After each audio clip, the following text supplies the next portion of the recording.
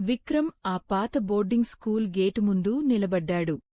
తన ప్రాణస్నేహితుడు ఆదిత్య జాడ దొరికే చివరి ప్రదేశం ఇదేనని అతని మనసు గట్టిగా చెబుతోంది. వారం రోజులైంది ఆదిత్య కనిపించకుండా పోయి. ఫోన్ స్విచ్ఆఫ్ వస్తోంది. కంగారుపడి వాళ్ల ఇంటికి వెళ్తే ఆదిత్య తల్లిదండ్రులు తనను ఎప్పుడు చూడనట్టు, అసలు ఆదిత్య అనే కొడుకే తమకు లేనట్టు వింతగా చూశారు. వాళ్ల మాటలకు షాక్ తిన్న విక్రమ్ ఆదిత్య చదివిన ఈ పాత స్కూల్లో అయినా ఏదైనా క్లూ దొరుకుతుందేమోనని ఆశతో ఇక్కడికి వచ్చాడు. కాని గేటుదాటి లోపలికి అడుగుపెట్టిన మొదటి క్షణం నుంచే విక్రమ్ను ఏదో తెలియని భయం కమ్మేయడం మొదలుపెట్టింది. చుట్టూ ఉన్న వాతావరణంలో ఏదో శూన్యం, మాటల్లో చెప్పలేని ఓ వింత అనుభూతి. తడబడుతూనే ప్రిన్సిపాల్ ఆఫీస్కు వెళ్లాడు. సర్, నా పేరు విక్రమ్. నా ఫ్రెండ్ ఆదిత్య మీ స్కూల్ స్టూడెంట్. తన గురించి మాట్లాడాలి. ప్రిన్సిపాల్ ఓ నవ్వు నవ్వి రికార్డులన్నీ వెతికాడు. కాసేపటికి విక్రమ్ వైపు తిరిగి, క్షమించు బాబూ, ఈ స్కూల్ రికార్డుల్లో ఆదిత్య అనే పేరే లేదు. బహుశా నువ్వు స్కూల్ పొరపాటు పడుతున్నావేమో అని చాలా తేలికగా చెప్పేశాడు. ఆ మాట విన్న విక్రమ్ ప్రపంచం ఒక్కసారిగా ఆగిపోయినట్టు అనిపించింది. ఆదిత్య లేడా? ఇదేలా సాధ్యం? చిన్నప్పటినుంచి తనతో కలిసి ఆడుకున్నా, తన ప్రతి రహస్యం పంచుకున్న ప్రాణస్నేహితుడు అసలు ఈ ప్రపంచంలోనే లేడని అందరూ ఎందుకిలా చెబుతున్నారు? ఆ క్షణం విక్రమ్కు ఒక్క విషయం స్పష్టంగా అర్థమైంది. ఇది కేవలం తన స్నేహితుడు తప్పిపోవడం కాదు, అంతకంటే భయంకరమైనది ఏదో జరిగింది. ఆ రహస్యం మూలాలు ఖచ్చితంగా ఈ స్కూల్ గోడల మధ్యే పాతుకుపోయి ఉన్నాయని అతని ఆరో ప్రాణం ఘోషించింది. ఆ బోర్డింగ్ స్కూల్ పట్టణానికి చాలా దూరంగా ఓ కొండమీద ఉండేది. 100 ఏళ్ల క్రితం బ్రిటిష్ వాళ్లు కట్టిందట. పెద్ద పెద్ద రాతి గోడలు, పొడవైన కారిడార్లు, పాతకాలపు చెక్కమెట్లు. గోడలపై వేలాడుతున్న చిత్రపటాల్లోని మనుషులు మనల్నే చూస్తున్నట్టు అనిపించేది. పగటపూట పిల్లల కేకలతో సందడిగా ఉండే ఆ స్కూల్ చీకటి పడగానే శ్మశాన నిశ్శబ్దాన్ని కప్పుకునేది. తరతరాలుగా విద్యార్థులు చెప్పుకునే కథల ప్రకారం ఆ స్కూల్ బేస్మెంట్లో ఏదో భయంకరమైన రహస్యం దాగి ఉంది. అందుకే అటువైపు వెళ్లడం ఎవరికైనా నిషేధం. ప్రిన్సిపాల్ మాటలు నమ్మలేని విక్రమ్ ఆశగా స్కూల్ ఆవరణలో ఉన్న పాత వాచ్మెన్ను కలిశాడు. అతని పేరు రామయ్య. వాళ్ల తాత ముత్తాతల కాలం నుంచి వాళ్లే ఆ స్కూల్కు కాపలా. రామయ్య కళ్లలో ఏదో చెప్పలేని భయం, దాచలేని బాధ స్పష్టంగా కనిపించాయి. విక్రమ్ ఆదిత్య ఫోటో చూపించి, తాతా, ఇతన్ని ఎప్పుడైనా చూశావా అని అడిగాడు. రామయ్య ఆ ఫోటోవైపు ఒక్క క్షణం చూసి భయంగా తల అడ్డంగా ఊపాడు. ఈ కుర్రాడిని నేనెప్పుడు చూడలేదు బాబూ. కానే నువ్వు అడుగుతున్న తీరు చూస్తుంటే నువ్వు కూడా ఆ తలుపు గురించే వెతుక్కుంటూ వచ్చావనిపిస్తోంది అన్నాడు. ఆ తలుపా? ఏ తలుపు? విక్రమ్ ఆతృతగా అడిగాడు. రామయ్య గొంతు వణికింది. స్కూల్ బేస్మెంట్లో 3 తలుపులున్నాయి. వాటిని ఎవరూ ఎప్పటికీ తెరవకూడదు. అదే ఈ స్కూల్ మొదటి నియమం.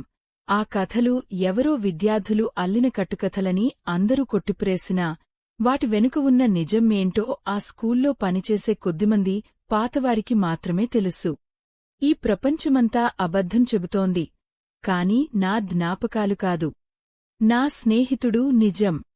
విక్రమ్ గట్టిగా నమ్మాడు. ఎలాగైనా ఈ మిస్టరీని తేల్చాలనుకున్నాడు. తన దగ్గర ఉన్న ఫోటోలు చూపించినా అందరూ అతన్ని పిచ్చివాడిలా చూడటం మొదలుపెట్టారు. అంతలోనే విక్రమ్కు మరో షాక్ తగిలింది. తన ఫోన్లో ఆదిత్యతో కలిసి దిగిన ఫోటోలలో ఆదిత్య ఉన్న చోటల్లా ఒకరకమైన ఖాళీ ఏర్పడటం మొదలైంది. ఆకారం నెమ్మదిగా మాయమవుతోంది. అది చూసి విక్రమ్ వెన్నులో వణుకు పుట్టింది. నిజంగానే తనకేమైనా మతి భ్రమించిందా? కాని అతను పట్టువదల్లేదు. స్కూల్ లైబ్రరీకి వెళ్లి దుమ్ముపట్టిన పాత రికార్డులను, ఇయర్బుక్స్ను వెతకడం మొదలుపెట్టాడు. గంటల తరబడి వెతికిన తర్వాత ఒక పాత ఇయర్బుక్లో తన క్లాస్ గ్రూప్ ఫోటో కనిపించింది.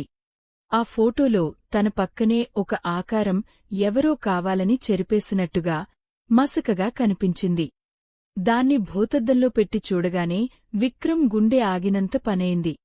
ఆ రూపం స్పష్టంగా ఆదిత్యదే. కాని కింద ఉన్న పేర్లలో ఆదిత్య పేరు లేదు. ఎవరో కావాలనే ఆదిత్య ఉనికిని ఈ ప్రపంచం నుంచి తుడిచివేయాలని చూస్తున్నారని అతనికి అర్థమైపోయింది. తన అన్వేషణ సరైన దారిలోనే వెళ్తోందని, దీనికి సమాధానం ఆ బేస్మెంట్లో ఉన్న 3 తలుపుల వెనుకే దొరుకుతుందని అతను నిశ్చయించుకున్నాడు. ఆ రాత్రి స్కూల్ మొత్తం నిద్రలోకి జారుకున్నాక విక్రమ్ నెమ్మదిగా బేస్మెంట్ వైపు అడుగులు వేశాడు. పాతకాలపు చెక్కమెట్లు అతని బరువుకి కీచుమంటుంటే గుండె వేగంగా కొట్టుకుంటోంది. బేస్మెంట్లోకి వెళ్లగానే ఐస్లాంటి చల్లని గాలి అతన్ని తాకింది. అక్కడ గోడకు చివరగా పక్కపక్కనే 3 పెద్ద చెక్క తలుపులు. వాటిని చూస్తేనే ఏదో తెలియని భయం పుట్టేలా ఉన్నాయి.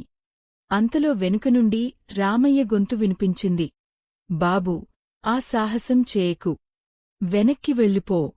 ఆ తలుపుల జోలికి వెళ్లనివాళ్లు ఎవరూ తిరిగి మామూలుగా బతకలేదు. విక్రమ్ ఉలిక్కిపడి వెనక్కి తిరిగాడు. చేతిలో లాంతరు పట్టుకుని రామయ్య నిలబడి ఉన్నాడు. విక్రమ్ కళ్లలో పట్టుదల చూసి ఇక లాభం లేదనుకుని ఆ తలుపుల వెనుక ఉన్న భయంకరమైన కథలు చెప్పడం మొదలుపెట్టాడు. చాలా ఏళ్ల కిందట నీలాంటి ఓ విద్యార్థే ధైర్యం చేసి మొదటి తలుపు తెరిచాడు. లోపలికెళ్లాడు. కాసేపటికి బయటకు వచ్చాడు. కాని అప్పటినుంచి అతని నోట మాట రాలేదు. కళ్లలో వర్ణించలేని భయం తప్ప మరేమీ లేదు. లోపల ఏం చూశాడో ఎవరికి చెప్పలేక కొన్నాళ్లకు పిచ్చిపట్టి చనిపోయాడు. మరి రెండో తలుపు?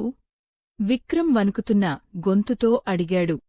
మరో విద్యార్థి మొదటివాడి కథ విని ఇందులో ఏముందో చూస్తానని రెండో తలుపు తెరిచాడు.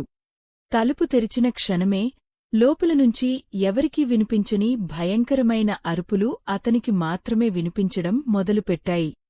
ఆ అరుపులు అతని మెదడును తొలిచేయడంతో అక్కడే కుప్పకులిపోయాడు. బతికాడు కానే. ఆ కేకలు అతన్ని వెంటాడుతూనే ఉన్నాయి.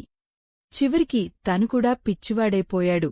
ఈ కథలు వింటుంటే విక్రమ్కు భయంతో ఒళ్లంతా చెమటలు పట్టింది. మొదటి 2 తలుపులకే ఇంత భయంకరమైన గతిపడితే ఇక ఎవరూ తెరవడానికి కూడా సాహసించని ఆ 3వ తలుపు వెనుక ఇంకెంత ఘోరం దాగి ఉందో ఊహించుకోవడానికే భయమేసింది. ఆ 3వ తలుపు వెనుక ఉన్న రహస్యం ఏమై ఉంటుంది? విక్రమ్ తన స్నేహితుడికోసం ఆ తలుపును తెరిచేంత ధైర్యం చేస్తాడా? అసలు ఆదిత్యకి ఏమైంది? తెలుసుకునే ముందు ఇలాంటి ఉత్కంఠరేపే మిస్టరీ కథలు మీకు నచ్చినట్లయితే మా ఛానెల్కు ఇప్పుడే సబ్స్క్రైబ్ చేసుకోండి. అసలు కథ ఇప్పుడే మొదలైంది. దాన్ని మిస్ అవ్వకుండా ఉండటానికి బెల్ ఐకాన్ను నొక్కడం మర్చిపోకండి. రామయ్య చెప్పిన కథలు విన్నాక కూడా విక్రమ్ వెనక్కి తగ్గలేదు. నా స్నేహితుడికి ఏమైందో తెలియకుండా నేను ఇక్కడి నుండి కదలను అని నిర్ణయించుకున్నాడు. ఆదిత్య తప్పిపోవడానికి ముందు తనకోసం ఏదైనా క్లూ వదిలి ఉంటాడని విక్రమ్కు అనిపించింది. వెంటనే స్కూల్ హాస్టల్లోని వారి పాత గదికి వెళ్లి ఆదిత్య మంచం కింద వెతకగా దుమ్ములో ఒక పాత డైరీ దొరికింది. అది ఆదిత్య డైరీ. విక్రమ్ ఆతృతగా పేజీలు తిప్పడం మొదలుపెట్టాడు. అందులో ఆదిత్య ఆ 3 తలుపుల గురించి తనకున్న ఆసక్తిని, వాటి రహస్యాన్ని ఎలాగైనా ఛేదించాలనే తన కోరికను రాసుకున్నాడు. చివరి పేజీలో వణుకుతున్న చేతులతో రాసినట్టుగా ఉన్న అక్షరాలు విక్రమ్ను నిలువునా కూల్చేశాయి. ఆదిత్య ఇలా రాశాడు: ఈ స్కూల్లోని బేస్మెంట్ తలుపుల గురించి అందరూ రకరకాలుగా మాట్లాడుకుంటున్నారు. మొదటిది మనిషి గొంతును, రెండోది మనిషి మనశ్శాంతిని లాగేసుకుంటుందట. మరి మూడోది? దాన్ని తెరిచినవాడు ఎప్పటికీ తిరిగి రాలేదని అంటారు. అందుకే దాని గురించి ఎవరికీ ఏమీ తెలియదు. కాని నాకు తెలుసు. ఆ తలుపు మనుషుల్ని చంపదు. అంతకంటే భయంకరమైన పని చేస్తుంది. అది మనుషుల్ని కాదు, వాళ్ల జ్ఞాపకాల్ని, వాళ్ల ఉనికినే మింగేస్తుంది. నేను ఇప్పుడు ఆ తలుపును తెరవబోతున్నాను. ఒకవేళ నేను తిరిగి రాకపోతే నన్ను అందరూ మర్చిపోతారు. బహుశా నన్ను ప్రాణం కంటే ఎక్కువగా ప్రేమించే నా స్నేహితుడు విక్రమ్ కూడా నన్ను మర్చిపోతాడు. అయినా పర్వాలేదు. ఈ రహస్యం ఏంటో నేను చూడాలి. ఈ డైరీ ఇక్కడ పెడుతున్నాను. ఒకవేళ నా ఊహ నిజమే, విక్రమ్ ఒక్కడే నన్ను గుర్తుంచుకుంటే ఈ డైరీ వాడికి దొరుకుతుంది. అప్పుడు వాడికి అసలు నిజం తెలుస్తుంది. ఆ డైరీ చదివిన విక్రమ్కు కాళ్ల కింద భూమి కదిలిపోయినట్టు అనిపించింది. అంటే ఆదిత్య చనిపోలేదు. బ్రతికే ఉన్నాడు. కాని ఎవరి జ్ఞాపకాలలోనూ లేడు. ఈ ప్రపంచం నుంచి, చరిత్ర నుంచి పూర్తిగా చెరిపివేయబడ్డాడు. ఆ స్కూల్ మనుషుల్ని కాదు, జ్ఞాపకాలను మింగేస్తుంది అనే భయంకరమైన నిజం అతనికి అర్థమైంది. విక్రమ్ చేతిలో ఆదిత్య డైరీతో మళ్లీ ఆ బేస్మెంట్కు వచ్చాడు. ఇప్పుడు అతని ముందు నిశ్శబ్దంగా నిలబడి ఉంది ఆ మూడో తలుపు. తన స్నేహితుడిని మింగేసిన రాక్షసి అదే. ఇప్పుడు విక్రమ్ ముందు రెండే దారులున్నాయి. ఒకటి, ఈ భయంకరమైన నిజాన్ని గుండెల్లోనే దాచుకుని ఈ ప్రపంచంలో ఆదిత్యను గుర్తుపెట్టుకున్న ఏకైక వ్యక్తిగా ఒంటరిగా, బాధతో బతకడం. 2, ఆ తలుపు తెరిచి లోపలికి వెళ్లడం. లోపల ఏముందో తెలియదు. ఆదిత్య ఉంటాడో లేదో తెలియదు. కాని ఒకవేళ లోపలికి వెళ్తే ఆదిత్యలాగే తను కూడా అందరి జ్ఞాపకాల నుండి కనుమరుగైపోతాడు. తన ఉనికి కూడా ఈ ప్రపంచంలో లేకుండా పోతుంది. విక్రమ్ వణుకుతున్న చేతిని ఆ తలుపు మీద పెట్టాడు. అతని కళ్లలో నీళ్లు తిరిగాయి. తన స్నేహితుడిని ఆ శూన్యంలో ఒంటరిగా వదిలేయాలా, లేక అతనితో పాటు తాను ఆ శూన్యంలో కలిసిపోవాలా? ఆ తలుపు వెనుక ఉన్నది చావా, అంతకంటే దారుణమైన నరకమా? ఏది ఏమైనా స్నేహితుడికోసం ఎంతటి రిస్క్ అయినా తీసుకోవడానికి సిద్ధపడ్డాడు. తలుపు నెమ్మదిగా కీచుమంటూ తెరుచుకుంది. లోపల కటిక చీకటి తప్ప ఏమీ కనిపించడం లేదు. విక్రమ్ చివరిసారిగా ఈ ప్రపంచాన్ని చూసి ఒక లోతైన శ్వాస తీసుకున్నాడు. ధైర్యం చేసి లోపలికి అడుగుపెట్టాడు. మరుసటి రోజు ఉదయం స్కూల్ యథావిధిగా నడుస్తోంది. రామయ్య బేస్మెంట్ వైపు చూశాడు. 3 తలుపులు మూసే ఉన్నాయి. రాత్రి ఏం జరిగిందో ఆయనకు తెలుసు. కాని ఇప్పుడు విక్రమ్ అనే విద్యార్థి ఈ స్కూల్కు వచ్చినట్టుగాని, ఆదిత్య అనే విద్యార్థి ఒకప్పుడు ఉన్నట్టుగాని ఆయన జ్ఞాపకాల్లో ఏమీ లేదు. ఆ స్కూల్ తన ఆకలిని తీర్చుకుని మరో 2 జ్ఞాపకాలను మింగేసి మళ్లీ నిశ్శబ్దంగా తన తర్వాతి బలికోసం ఎదురుచూస్తోంది. ఒకవేళ మీరే విక్రమ్ స్థానంలో ఉంటే ఏం చేసేవారు? మీ ఉనికినే పణంగా పెట్టి స్నేహితుడికోసం ఆ తలుపు తెరిచేవారా? లేక ఆ చేదు నిజాన్ని గుండెల్లోనే దాచుకుని బతికేవారా? మీ సమాధానాన్ని కామెంట్స్లో చెప్పండి.